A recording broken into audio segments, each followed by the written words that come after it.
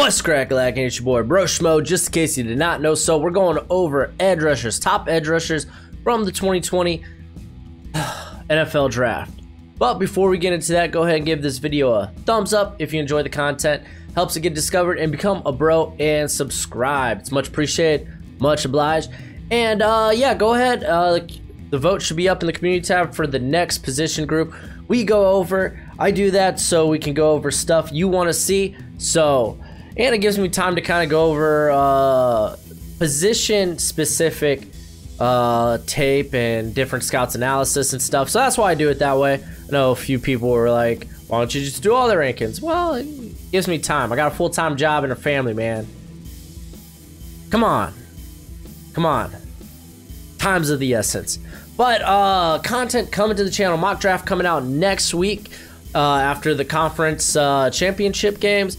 So that'll be fun. I think I'm just going to do the first round. Not positive yet.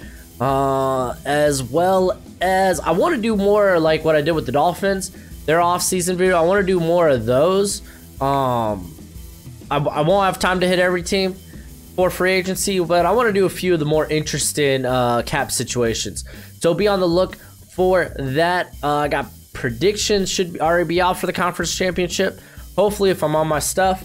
And yeah, before we get into it, there's a lot of prospects. I'm not gonna hit everybody.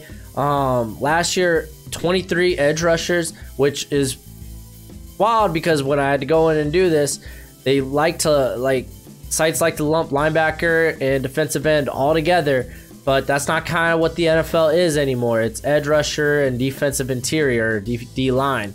So I had to go through and find specifically who were considered edge rushers. So 23 were drafted last year. I'm gonna give you a top 30. Not everyone can make the list, so there's a lot of names not on here. So hey, if you want to talk about them, let's talk about them in the comments. These are just a few, or at least my favorite from what I reviewed. So let's go ahead, let's get in. We got Trayvon Hill from Miami. We got two U's on here. I love to see it. I love to see it, honestly. Outside maybe one or two of these guys in that 21 through 30 range, a lot of them could help their draft stock. They could be in that top 20 type mix. They have that potential. It's just really what the offseason process, what they do with it. But let's talk about Hill here, because big character red flags for this guy right off the bat. He was kicked off Virginia Tech for disputes with the coaching staff. Most notably was that blow up on the sideline after Tech lost to Old Dominion, ODU baby, my hometown, in 2018. But he's a great athlete, but he really offers nothing as a run defender. There are some size concerns. He looks like right now he's under 240, so that's a big concern. That's what gets him that's what gets him at 30 right now. Kendall Coleman from Syracuse. He's a better run defender than he is pass rusher. Very limited. I don't see him really moving up boards. James Smith-Williams from NC State. The dude is a freak. He's just got a freak physique. I love that.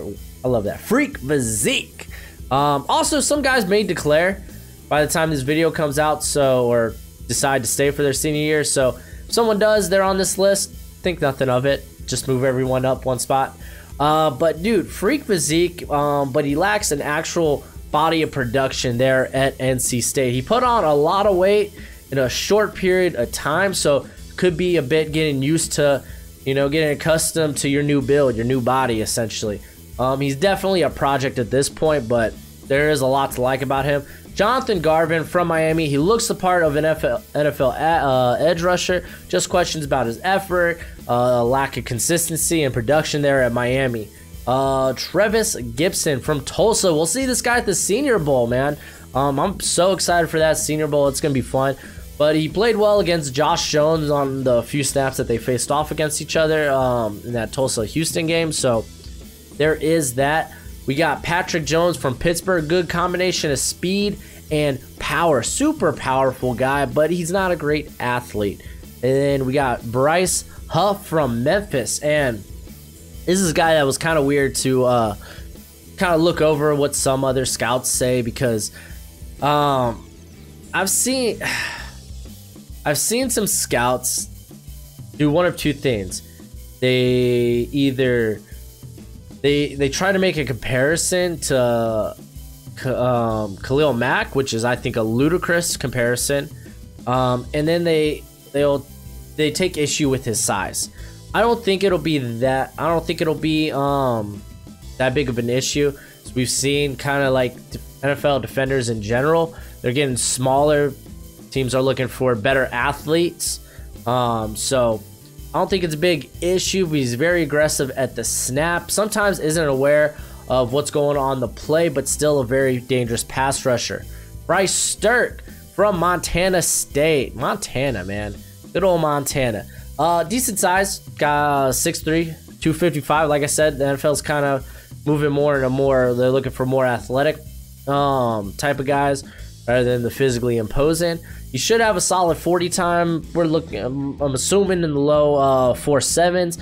And he was probably the best player in the Big Sky Conference.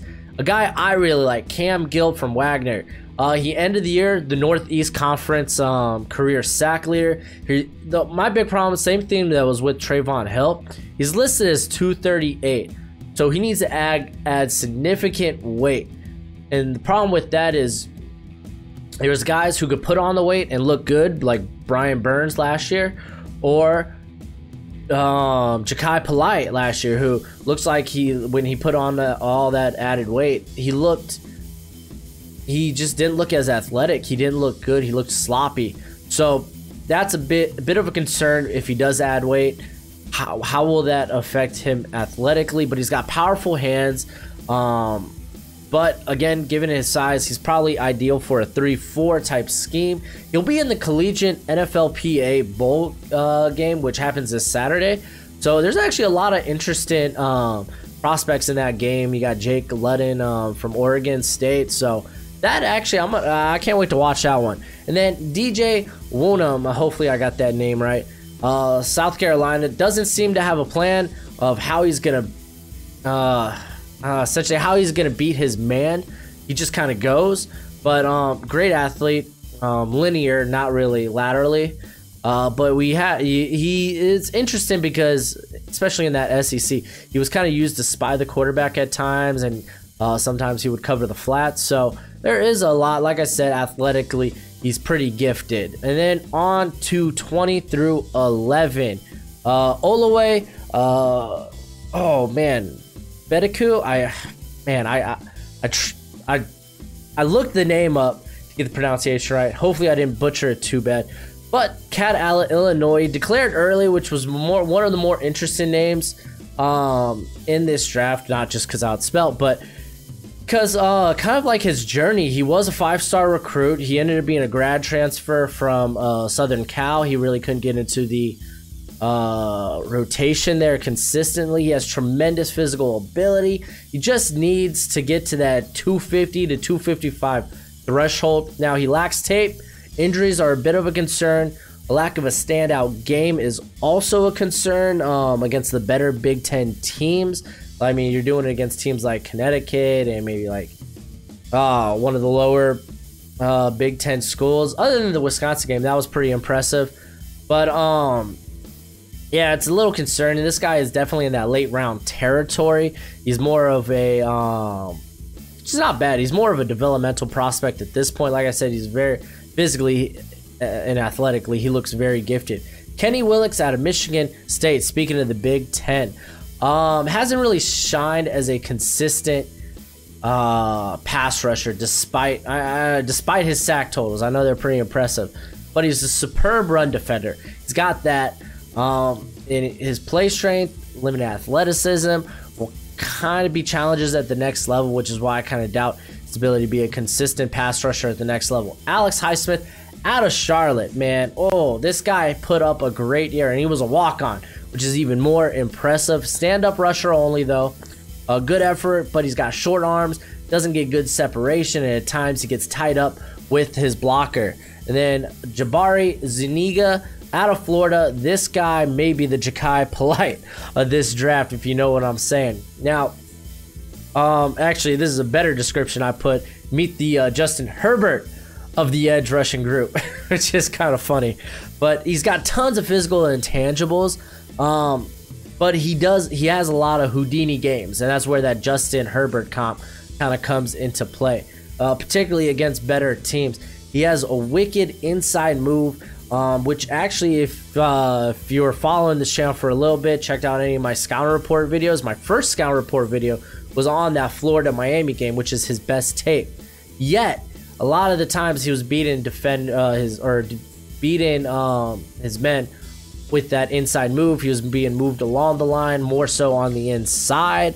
So my question is, can he win on the outside? That's a big concern with me. Khalid Kareem out of Notre Dame. He looks like Trey Flowers. That's been probably, or at least Trey Flowers when he came out. That's probably the best comp I could give him. He looks very versatile in where you can line him up. He won't win with speed, but you shouldn't sleep on his speed. Like I said, you could really line him up. He has enough strength to be lined up in those A and B gaps.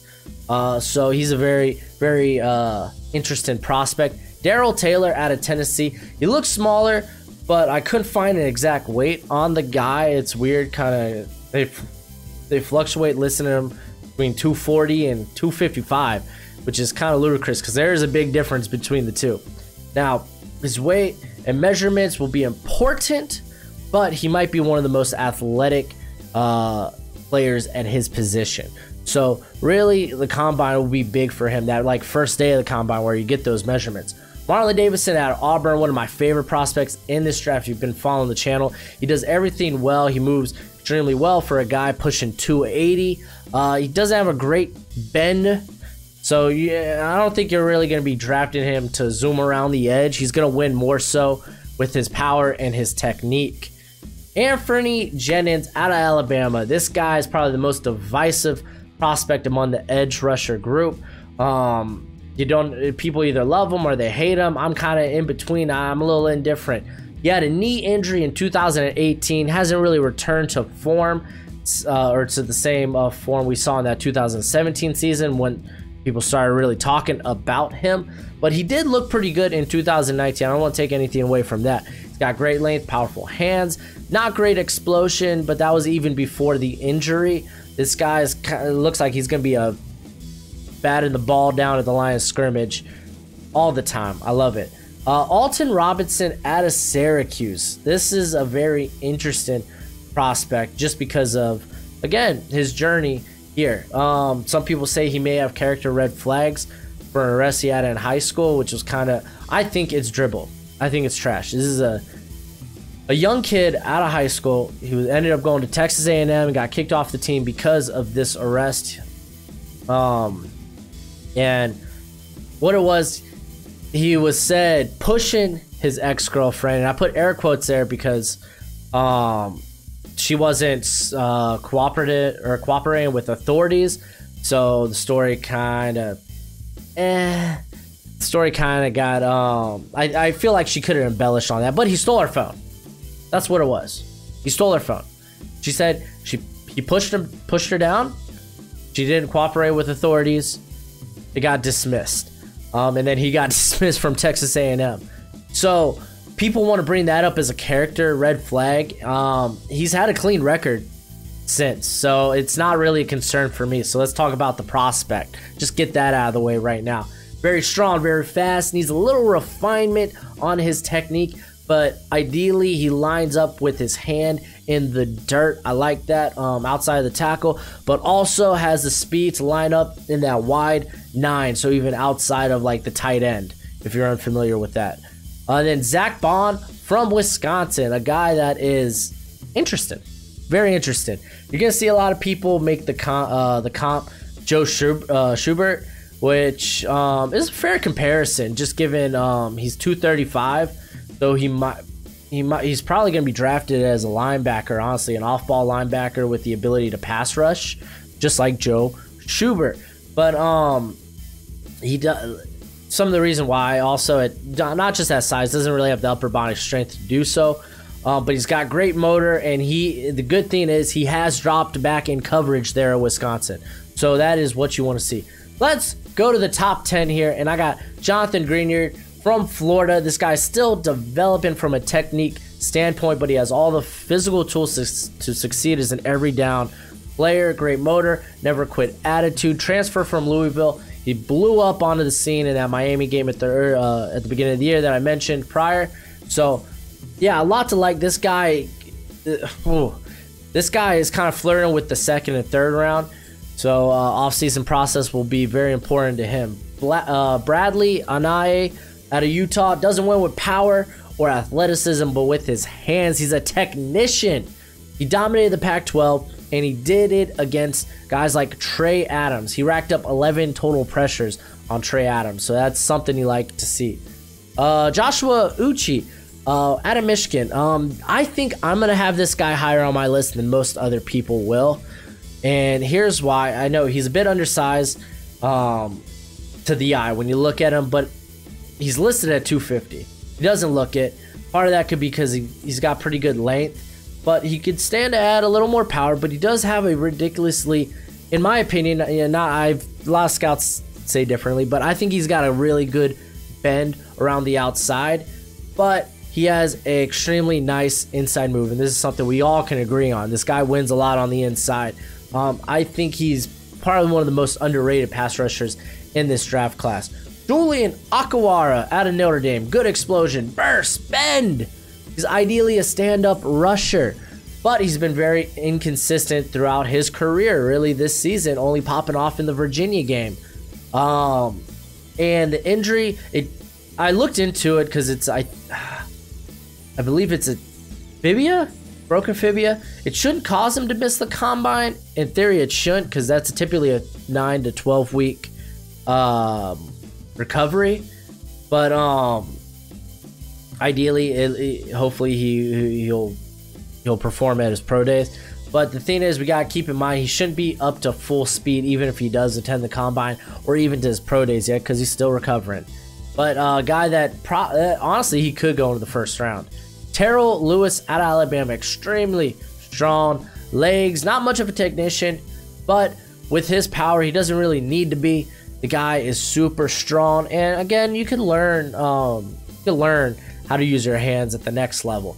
Yatir Gross-Matos out of Penn State, highly improved as a pass rusher. He's had 3 or more pressures in every game this season, and he also filled out that frame. He looks more imposing. This is a guy that he looks the part of a first rounder. Clavon Chazon out of LSU. It's hard not to have this guy skyrocket up the list after basically the year he's kind of had. He was kind of a bit hot and cold, but I mean, he's not a high sack total type of guy, but he has tons of pressures. He does a lot you like to see. Ideally, he's a 3-4 scheme type of guy, not a guy who could really stick his hand in the dirt. But I mean, even in that Clemson game, you saw him out in the flats. He did a great job. I think a lot of LSU guys helped their stock in that Clemson game.